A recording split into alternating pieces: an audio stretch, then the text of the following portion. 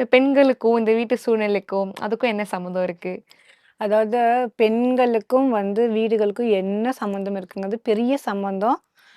வீடுகளுக்கு பெண்கள் தாங்க. சரி. ஏன்னா ம். பெண்கள் எமோஷனலி அட்டாச்டு ஃபர்ஸ்ட்டு. ம். ம். அதாவது ஆண்கள் அதான் சொல்லுவாங்க, ஆம்பள பையன் அழக்கூடாது.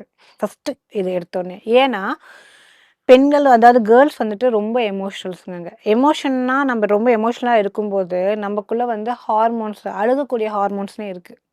அது ம். ஜாஸ்தி உங்களுக்கு ஆட்டோமேட்டிக்கா டியூன் அப் ஆகும்போது, நம்ம அழுக ஆரம்பிச்சுடுவோம். A woman is a big caretaker of the family. ம். ரைட்டுங்களா? ஏன்னா, அப்போதைக்கு ஆண்கள் வெளில போய் சம்பாதிக்கிறதும், பெண்கள் வீட்ல இருந்ததும் அப்படின்னு இருந்துச்சு.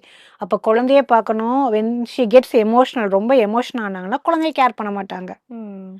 1 மணி நேரம் சாப்பாடு தள்ளி ஊட்டுவாங்க. இல்லன்னா என்ன இருக்கோ அத சமைச்சு ஊட்டுவாங்க. ம். இந்த காம்ப்ளிகேஷன் எல்லாமே இருந்துச்சுங்கங்க. அதனால பெண்கள அழ வைக்க வேண்டாம். அவங்களுக்கு ஸ்ட்ரெஸ் லெவல் குடுக்க வேண்டாம். ஏன்னா, அவங்களுக்கு வேலைப்பாடுகள், பிசிக்கல் ஒர்க்ஸ் ஜாஸ்தியா இருக்கு.